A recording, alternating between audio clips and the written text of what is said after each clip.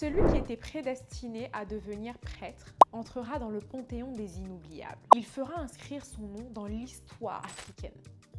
Vous avez certainement entendu parler de ce personnage historique, on ne le présente plus. Il est le père du panafricaniste et d'ailleurs, je vous mets au défi d'aller sur internet et de taper le père du panafricaniste et de voir quel nom va sortir. Vous l'aurez compris, nous parlerons de Kwame Nkrumah, un leader d'opinion, un leader d'idées. Un seul objectif pour lui, faire réunir l'Afrique, une Afrique rayonnante, une Afrique prospère. Un petit rêve que certains ont jugé d'utopique. Les États-Unis d'Afrique, impossible pour l'Afrique du passé. Est-ce possible pour l'Afrique d'aujourd'hui? Est-ce que vous êtes prêts à me suivre dans ce nouveau numéro de Pamoja où nous allons remonter le temps et remonter l'histoire de ce personnage historique dont on continuera certainement à nous parler? Certains connaissent son histoire, d'autres vont découvrir en profondeur qui il est réellement. En commentaire, on espère que vous allez aiguiser avec moi certaines personnes qui vont le découvrir aujourd'hui. Est-ce que vous êtes prêts pour ce nouveau numéro de Pamoja? Ça commence maintenant.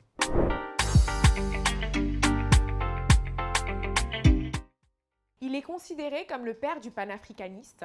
Il était prédestiné à devenir religieux, mais il va décider de faire autrement à cause de son amour pour l'Afrique. Il ira aux États-Unis, prendra la tête de l'association des jeunes Africains. Il organisera en 1945 le congrès des nations africaines parce qu'à ce moment-là, vers les années 1945 et les années 1960, il y a un vent de révolte de la part des colonies africaines. Leur objectif, c'est de reprendre leur souveraineté et de pouvoir devenir des États démocratiques. Il défendra en 1945 la volonté des peuples de pouvoir redevenir souverains. Son pays d'ailleurs sera le pays, on va dire, du panafricanisme, de l'amour de l'Afrique, des afro-descendants. En 1960, il va recevoir plusieurs personnalités que vous connaissez certainement. Il reçoit le docteur Dubois en 1945. Il va passer par des artistes intellectuels tels que la grande Maya Angelou, rencontrer le militant Malcolm X, l'essayiste Julius Mayfield.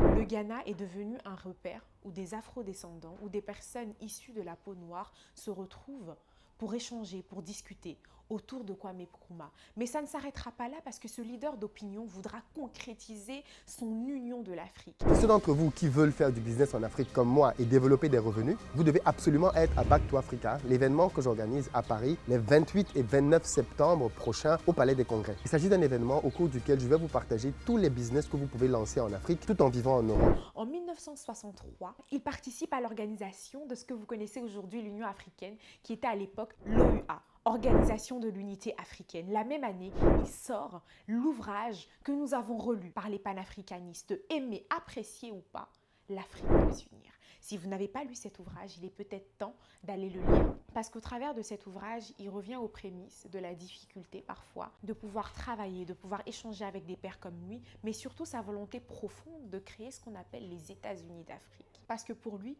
après les indépendances, l'Afrique devait absolument s'unir pour ne pas laisser les Occidentaux revenir, reprendre ce qui n'était absolument pas à eux. Cette vision a été jugée un tout petit peu utopiste. Trop radicale? Est-ce que c'était trop fort de vouloir penser que l'Afrique peut être ensemble? Dans le passé, certains de ses confrères, tels que Houphouët-Boigny, a jugé cela un tout petit peu utopiste. Qu'en pensez-vous aujourd'hui?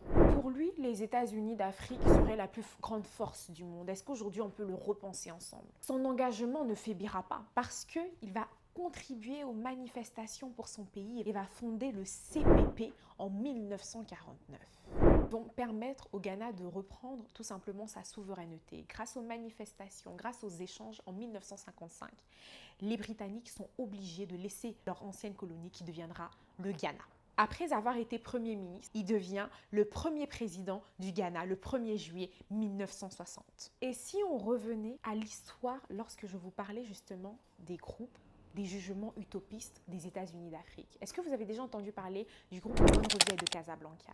Le groupe de Casablanca était composé du Mali, du Ghana, de l'Égypte, après les indépendances des États africains. Ce groupe-là, sous influence de Kwame Nkrumah, soutenait une intégration politique immédiate. Pour lui, il fallait une coopération étroite entre les différents pays africains. Cette coopération étroite permettrait à l'Afrique d'être davantage soudée.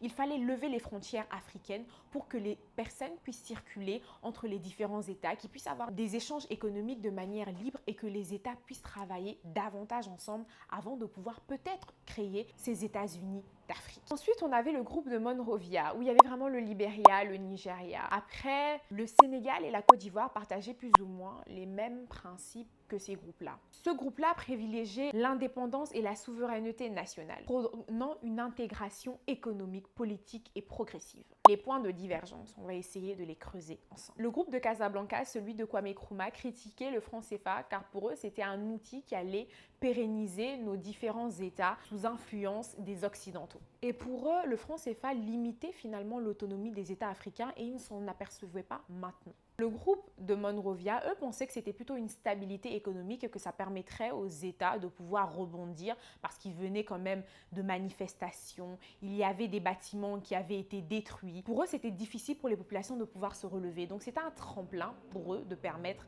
à leur population de se relever. Dans la gestion des frontières, le groupe de Casablanca appelait une redéfinition des frontières coloniales pour refléter les réalités ethniques et culturelles. Au travers de plusieurs pays, il y avait différentes populations qui avaient exactement les mêmes valeurs, exactement les mêmes cultures ethniques.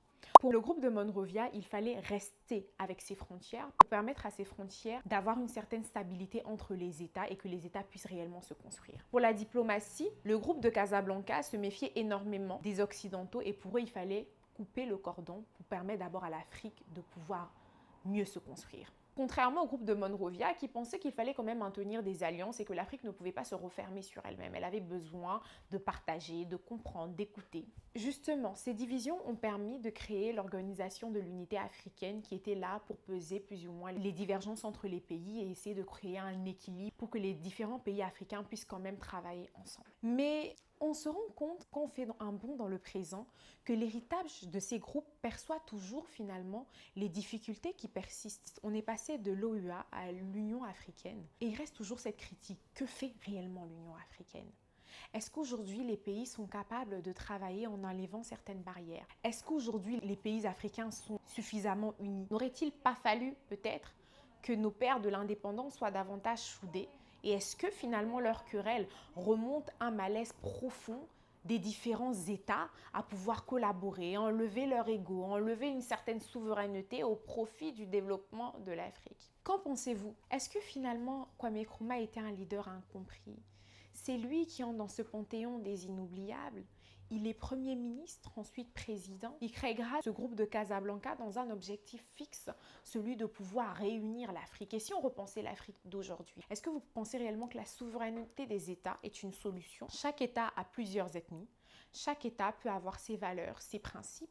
Et tous les États ne sont pas forcément obligés d'être mélangés. Est-ce que la souveraineté des États ne garantit pas aussi que des peuples ne puissent pas se discuter, ne puissent pas se quereller comme on le voit dans beaucoup de pays? On va dire non, ce peuple-là, eux c'est des mangeurs, eux ce peuple-là ce sont des voleurs, eux ce peuple-là ne font pas partie de la richesse de la bourgeoisie. Si déjà dans nos États, on a des problèmes, peut-être des conflits économiques, sociopolitiques, est-ce que réunir tous les États dans ces conflits, dans ces difficultés permettrait d'aider? Ou au contraire, ne faudrait-il pas peut-être repenser l'unité africaine? L'Union africaine, à quoi sert-elle aujourd'hui? Et nous ferons une vidéo dessus pour qu'ensemble, nous puissions voir comment repenser cette organisation qui n'avait qu'un objectif, que malgré des divergences, des États, des présidents puissent s'asseoir autour d'une table et comprendre que l'Afrique a besoin de s'unir. Pour approfondir vos connaissances, on pourra peut-être vous conseiller des ouvrages postcoloniaux.